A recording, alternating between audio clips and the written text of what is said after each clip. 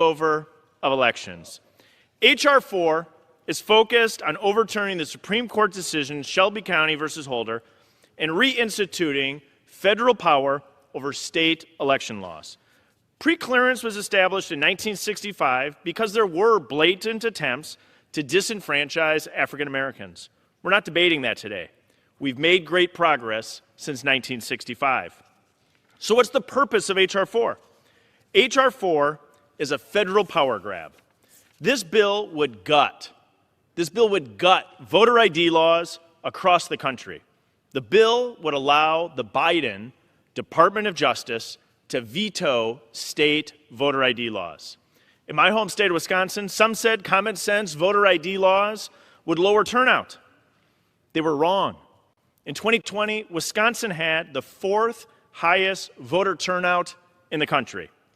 This bill would make it harder for states to maintain accurate voter rolls. Accurate voter rolls are essential for local election officials to accurately administer elections. This bill is a federal overreach. Instead of federal overreach, let's get to work and make it easier to vote and hard to cheat. I yield back. The gentleman reserved.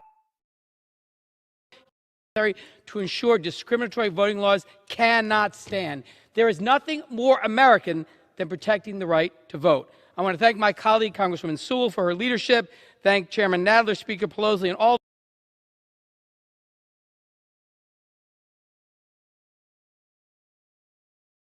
precious, almost sacred, and he was willing to risk his life to protect it.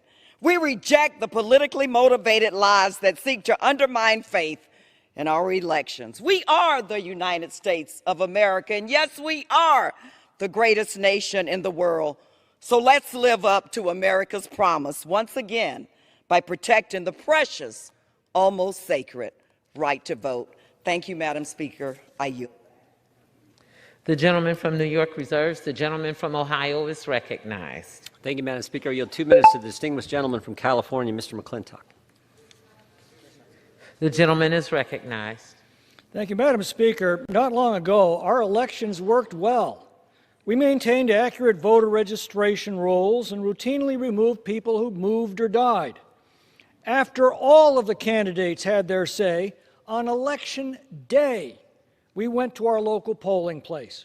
We brought our children to watch the process and taught them to respect it. Our neighbors on the precinct board handed us our ballot after we identified ourselves and signed the roll. We took it into a curtained booth where no one could pressure us to vote a certain way. We then handed that ballot back to our neighbor, who placed it in a locked box. It was very hard to cheat because every ballot had a simple chain of custody. The woke left seeks to destroy that process.